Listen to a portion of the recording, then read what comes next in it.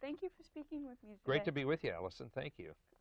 So I just wanted to ask you some questions kind of focused on the 2016 election. So starting with, looking back through your experiences and now being 6 months into the Trump presidency, was this past election more significant than others? Well, certainly it was more surprising than others, and I have to give a disclaimer here for those that don't know. I retired in 2015.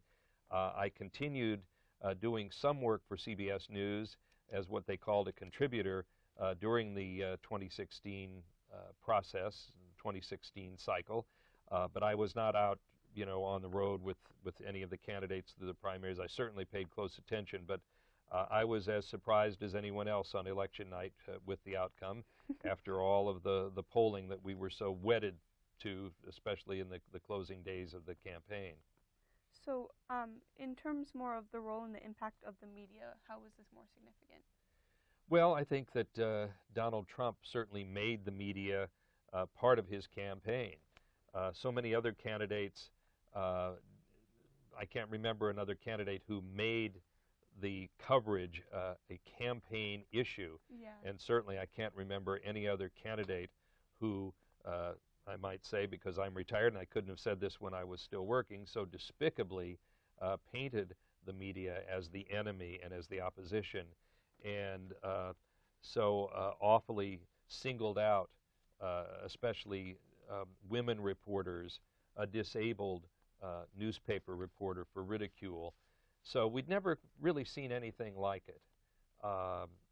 When I covered George H.W. Bush's campaign in 1992, his re-election campaign, which of course he lost, I remember that President Bush would sort of jokingly say to audiences, "Annoy the media, re-elect Bush."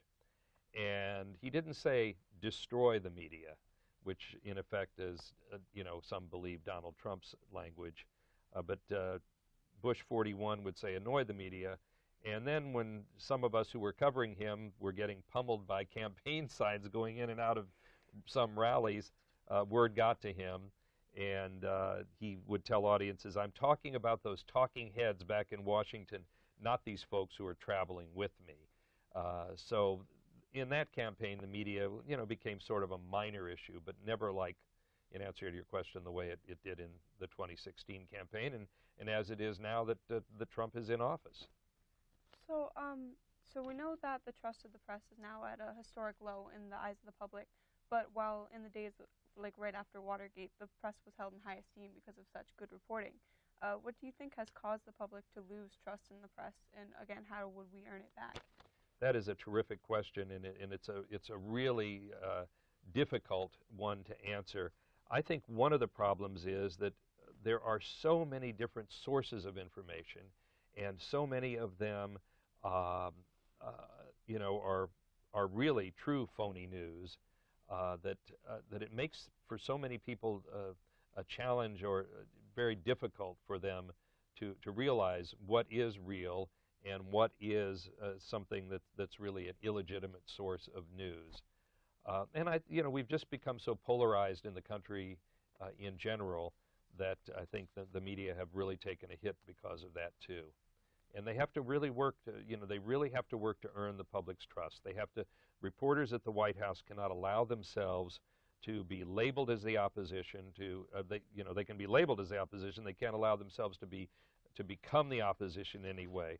They just have to do their job, the same job that they've always been assigned to do, and that's to gather the facts about the presidency, report on the issues in context without taking sides. And Marlin Fitzwater himself, who this wonderful center is named for, believes, he told me going into this, to tell you and the other students that most reporters are doing just that now, in his esteemed opinion. So given all the current berating of the press, if you had gotten a chance to be on the campaign trail more than just, as you said, being a contributor, would you have wanted to? Oh, I mean, if I were still working, would I have wanted? Yes, I covered every, and I'm not bragging here, just the facts. I covered every primary campaign, every election, every inauguration, and every set of Republican and Democratic conventions from 1980 until 2012. And I retired in 2015. And I still couldn't quite let go, so I wangled this contributor's job with CBS News to help them cover the debates and election night. So, based on stories like the coverage of Trump's inauguration crowds, do you believe that Sean Spicer is being encouraged to give false information to the public? Well, I think that Mr. Spicer, and again, I'm not in the briefing room every day, has sort of been hung out to dry a few times.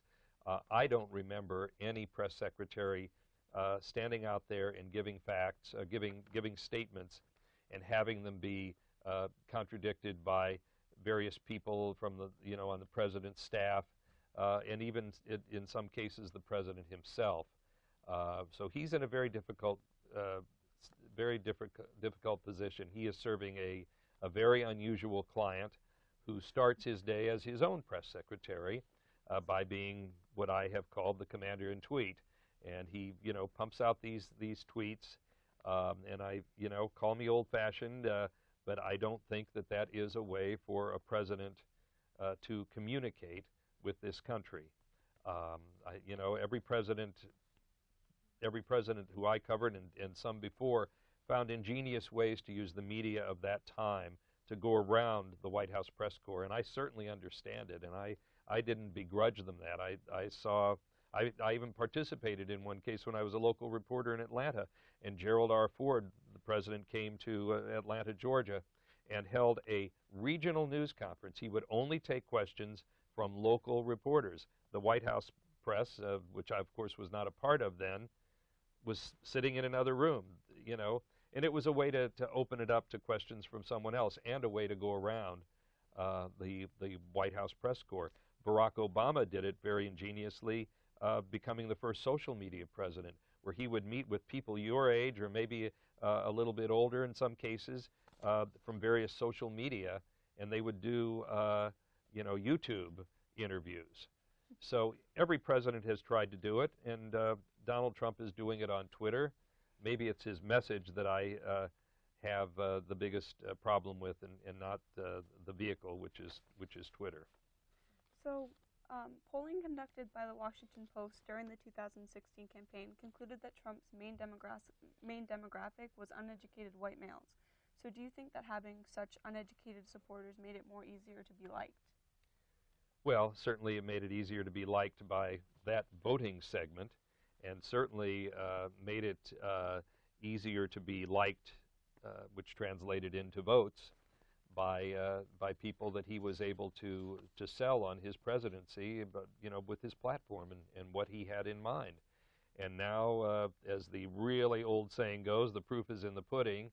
Right now he is being tested on whether he is going to be able to deliver on the many promises that he made to make America great again. I happen to have thought and still think that America is already great. So, in your opinion, what was Donald Trump's appeal to the American people? Well, I think that his appeal basically was to rebuild ailing industries. So that really helped him win those key states like Wisconsin and Pennsylvania and Michigan, where Hillary Clinton was totally blindsided and where the pollsters were blindsided, because in retrospect, some of the polling experts will tell us that they didn't do enough polling, especially late in the game, in those states, because they'd always been traditionally, Democratic.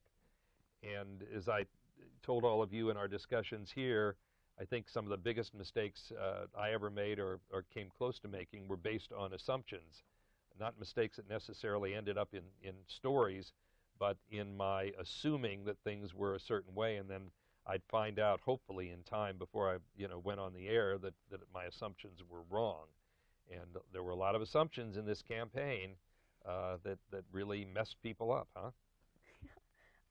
What do you think that people mostly disliked about Donald Trump when we look at how outspoken he is and how he uses social media to kind of display that?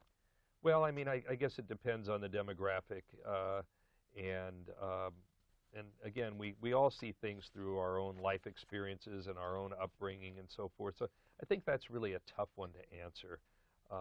You know, you'd have to ask individual voters. And again, I wasn't out there, and I can't have this disclaimer enough to say that I never could have made the statements that I'm making to you right now when I was working. Um, we, being my wife and I, could never have bumper stickers on our cars, campaign contributions on a checking account. I never made any campaign contributions, and we couldn't have yard signs and things like that. And my very best friends, if I had any political opinions, I did vote in every election. I never told anyone how I voted or how I felt about anyone, and even my closest friends don't know, you know, exactly how I felt on certain issues and certain candidates. But that's all changed because I'm retired. Focusing more on the media aspect. So, in an interview you had with the U.S. News and World Report in 2011, you stated that when you first began your career, that the only tools available to you were typewriters and dial telephones, and that you would carry a roll of dimes with you for payphones. So, do you think that having such easy access to media as we do today would have aided you or lessened your experiences? Well, you know, the job is still the same. It really is. But as I told all of you, uh, you're living through an information and media revolution right now with the things that are changing, and they're such a part of your life and in all of our lives.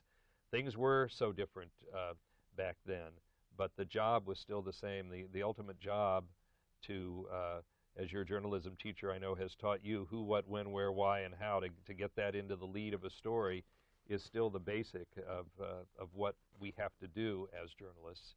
And, you know, I think sometimes all of these innovations that we have with filing for websites constantly, as I keep saying, we once had 24-hour news cycles, and now they're 24-second news cycles that don't really give us enough time to be thoughtful a lot of times as much as we'd like to be in formulating our stories. But again, the basic job is still the same. That's about all the questions that I had for you today. And they were good ones. They were probably among the best that I've heard, not only here or anywhere else. Thank you very much. Thank you. You did your homework.